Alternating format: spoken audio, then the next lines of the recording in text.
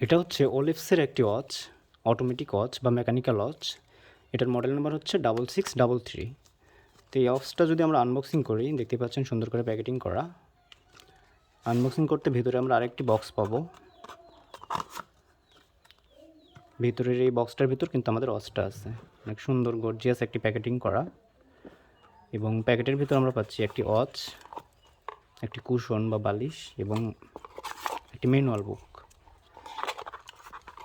তো আমি যদি ওয়াচটার আউটলুকের কথা বলি, ঘড়িটার আউটলুক যথেষ্ট গর্জিয়াস, অনেক ভালো লেগেছে আমার কাছে একটা বিজনেস ক্লাস ওয়াচ হিসেবে।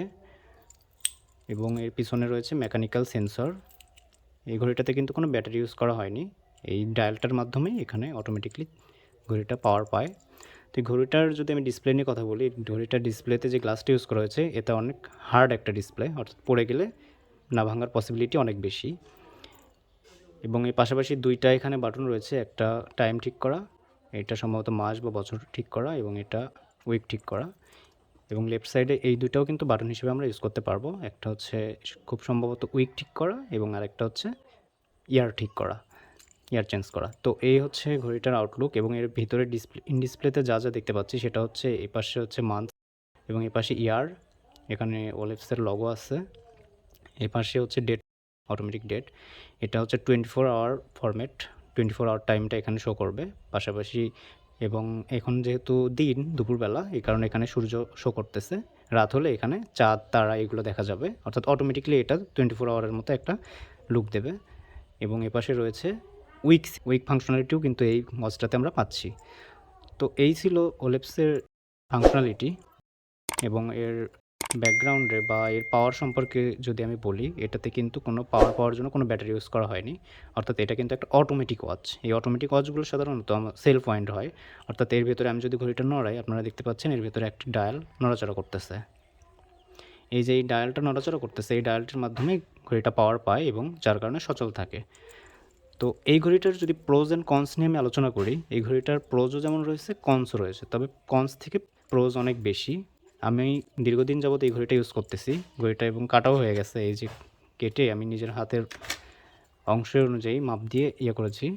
এবং পাশাপাশি আমার কাছে এক্সট্রা একটি স্ট্র্যাপও রয়েছে এই ঘড়িটার, অর্থাৎ আপনারা চাইলে এই স্টেনলেস স্টিলের এই স্ট্র্যাপটা ইউজ করতে পারেন, যেটা বিল্ট ইন থেকে আসে। এবং আপনারা চাইলে যদি আপনারা লেদারি স্ট্র্যাপ ইউজ করতে চান, সেটাও কিন্তু আপনারা ইউজ করতে পারবেন।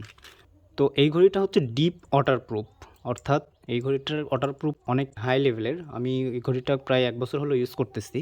আমি সুইমিং পুল থেকে শুরু করে নদীতে পর্যন্ত নেমেছি এই ঘড়িতে, এবং কয়েক ঘন্টা যাবৎ ভিজিয়েছি, এবং ঘড়িটার বিন্দুমাত্র কোনো ক্ষতি হয়নি, এবং ভিতরে জলের কণাও দেখা যায়নি, অর্থাৎ একদম পারফেক্টলি কাজ করতেছিল পানির ভেতরেও এবং দীর্ঘ 2-4 ঘন্টা ভিজানোর পরেও। তো এইটা হচ্ছে একটা প্রোজ। এর পরের প্রোজটা আমি যদি বলি, এই ঘড়িটাতে কখনো ব্যাটারি ইউজ করতে হবে না আপনাদের, অর্থাৎ পাওয়ার নিয়ে কখনো টেনশন করতে হবে না, এটা একটা প্রোজ। পাশাপাশি এই ঘড়িটাতে অনেক ফিচার রয়েছে, হিউজ ফাংশনালিটি, অনেক ধরনের ফিচার আপনারা পাবেন। পাশাপাশি এই ঘড়িটার আউটলুক অনেক সুন্দর, এটাও একটা প্রোজের মধ্যেই আমি ধরেছি। পাশাপাশি আরেকটা প্রোজ হচ্ছে এটাতে ইউজ করা হয়েছে লুমিনোস হ্যান্ডস, বা এইটাতে এমন এক ধরনের পদার্থ ইউজ করা হয়েছে এই যে কাঁটাগুলোতে, এগুলো কিন্তু রাতের বেলা জল করবে, অর্থাৎ রাতের বেলা খুব ইজিলি আপনারা টাইমটা দেখতে পারবেন। তো এবার আসি আমি এই ঘড়িটার কনস নিয়ে বা ঘড়িটার তিতা দিক নিয়ে। এই ঘড়িটার সবচেয়ে বড় খারাপ দিক হচ্ছে এই ঘড়িটা কিন্তু 2 দিন যদি আপনারা হাতে না ইউজ করেন, তাহলে কিন্তু ঘড়িটা অফ হয়ে যাবে। অর্থাৎ আপনি যদি ঘড়িটা শুধুমাত্র 1 দিন বা 2 দিন ইউজ না করেন, তাহলে কিন্তু এই ডায়ালটা আর ঘুরবে না লজিক্যালি। আর এই ডায়ালটা ঘুরবে না বিধায় আপনার ঘড়িটাতে পাওয়ার উঠবে না বা পাওয়ার প্রাপ্ত হবে না। আর পাওয়ার না পাইলে ঘড়িটা কিন্তু অফ হয়ে যাবে। এটা সবচেয়ে খারাপ একটা দিক আমার কাছে লেগেছে। মিনিমাম 1 সপ্তাহ তো চলা উচিত ছিল, আমি তাই বলে মনে করি।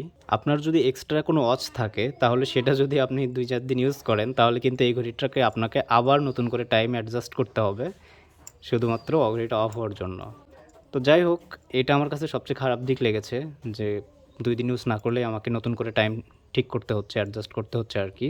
তো শুধুমাত্র এই একটি খারাপ দিক ব্যতীত আমি কিন্তু অন্য কোনো খারাপ দিক এই ঘড়িটাতে পাইনি। এই অটোমেটিক ওয়াচের কিন্তু এই একটা খারাপ দিক সব ওয়াচতেই থাকবে। আপনারা যারা এটা মেনে নিয়ে ইউজ করতে চান, তাহলে কিন্তু আপনারা ঘড়িটা ইউজ করতে পারেন।